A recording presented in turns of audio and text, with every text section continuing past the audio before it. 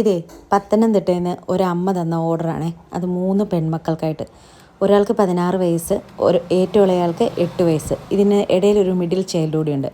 അപ്പോൾ അറിയാമല്ലോ, പെൺകുട്ടികളുടെ സ്വഭാവം അറിയാമല്ലോ. ഒരാൾക്ക് ഇങ്ങനത്തെ കുറേ സാധനം കിട്ടുമ്പം എന്തായാലും അവർക്കുള്ളിൽ അടിപിടി ഉണ്ടാവും. അപ്പോൾ എനിക്ക് തന്ന ടാസ്ക് എന്താണെന്ന് വെച്ച് കഴിഞ്ഞാൽ ഈ 3 ഏജിലുള്ളവർക്കും വേണ്ടിയിട്ട് സെറ്റ് ചെയ്ത് കൊടുക്കണം എന്നായിരുന്നു. അതായത് 16 വയസ്സുള്ള ആൾക്കും വേണം, ഇതിനിടയിലുള്ള ആ ഒരു 10 വയസ്സുള്ള ആൾക്കും വേണം, പിന്നെ 8 വയസ്സുള്ള ആൾക്കും വേണം. അപ്പോൾ സാധനങ്ങളെല്ലാം ഒരേപോലെ തോന്നുമെങ്കിലും കുറച്ചുകൂടെ ഏജിനനുസരിച്ച് ഞാനെല്ലാം ഡിഫറെൻ്റായിട്ട് സെലക്ട് ചെയ്തിട്ടുണ്ടായിരുന്നു. ഇത് കാണുമ്പോൾ തന്നെ മനസ്സിലാവും ഓരോരുത്തർക്കും എങ്ങനെയാണ് സെലക്ട് ചെയ്തിട്ടുള്ളത് എന്നുള്ളത്. തീരെ കൊച്ചു കുഞ്ഞുങ്ങളാകുമ്പോൾ അവർക്ക് കുറച്ചുകൂടെ ഡോൾസ് അങ്ങനെയുള്ള, എല്ലാവർക്കും ഡോൾ ഇഷ്ടമാണ്.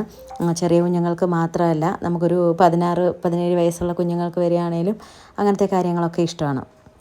ഇപ്പോൾ ആദ്യം ചെയ്തത് ഏറ്റവും ചെറിയ കുഞ്ഞിന് വേണ്ടിയിട്ടാണ്. ഇത് അവർക്കങ്ങനെ അധികം എഴുതാനും ഡയറീസും ഒന്നും വേണ്ടാത്തതുകൊണ്ട് അതിൽ ഡയറി ഒന്നും വെച്ചിട്ടുണ്ടായിരുന്നില്ല. രണ്ടാമത്തേതിനകത്ത് ഡയറിയും ആദ്യത്തെ സാധനങ്ങൾ തന്നെ, പക്ഷേ കുറച്ചുകൂടെ ഡിഫറെൻ്റ് ആയിട്ട് വെച്ചിട്ടുണ്ട്. അവരുടെ ഏജിൽ തലയിൽ എങ്ങനത്തേതാണോ ഇടുന്ന ബുഷസ്, ക്ലിപ്സൊക്കെ. അപ്പോൾ അതിനനുസരിച്ച് ആദ്യത്തേത് അങ്ങനത്തെ കുഞ്ഞു പിള്ളേരിടുന്ന പോലത്തെ ആയിരുന്നു. രണ്ടാമത്തേതും വലിയ പ്രായ വ്യത്യാസം ഇല്ലാത്തതുകൊണ്ട് അയാൾക്ക് ഏറെക്കുറെ അതെയാണ്. എന്നാലും അതിൽ ഡയറിയും മറ്റു കാര്യങ്ങളുമൊക്കെ വെച്ചിട്ടുണ്ടായിരുന്നു.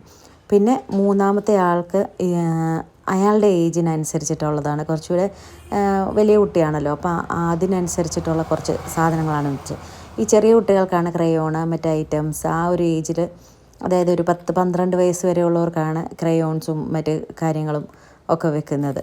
പിന്നെ അടുത്തത് വന്നപ്പോഴേക്കും മൂന്നാമത്തെ അയാൾക്ക് ഇങ്ങനൊരു പാവ കൊടുക്കാമെന്ന് വെച്ചു. കാരണം എന്താണെന്ന് വെച്ചാൽ തീരെ എന്താ പറയുന്നത്, ഇങ്ങനെ കൊണ്ടു നടക്കുന്ന സൈസ് ഡോൾസിനേക്കാളൊക്കെ അവർക്കിഷ്ടം ഇങ്ങനത്തെ ഒരു പൂച്ചക്കുട്ടി അങ്ങനെയൊക്കെ ആയിരിക്കും. പിന്നെ മിററ്, പിന്നെ കളർ പെന്ന്. ഇത് നമ്മൾ സോപ്പാണ്. സോപ്പ് അറിയാമല്ലോ, ഇങ്ങനെ ചെറിയ ടാബ്ലറ്റ് പേപ്പർ സോപ്പ് പോലുള്ള സോപ്പാണ്. അപ്പം മൂന്നാമത്തെ ആൾക്ക് അയാളുടെ ഏജിനനുസരിച്ചുള്ള ക്ലിപ്സും പിന്നെ കയ്യിലിടുന്ന ബാൻഡൊക്കെ ഏറെക്കുറെ എല്ലാം സെയിം തന്നെയാണ് വെച്ചത്. കാരണം അതിൻ്റെ പേരിലൊരു അടിപിടി വേണ്ടല്ലോ എന്ന് വെച്ചിട്ട്. അപ്പോൾ പറഞ്ഞ ബഡ്ജറ്റിൽ തന്നെ നമുക്ക് കറക്റ്റായിട്ട് എല്ലാം എനിക്ക് ചെയ്യാൻ പറ്റിയിട്ടുണ്ടായിരുന്നു.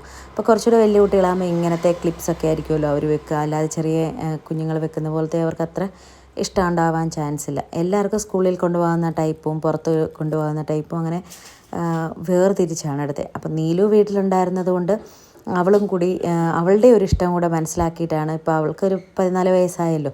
അപ്പോൾ അതുകൊണ്ട് എന്ത് ചെയ്തു, 16 വയസ്സുള്ള മോൾക്ക് വേണ്ടിയിട്ട് നീലുവാണ് ഇത്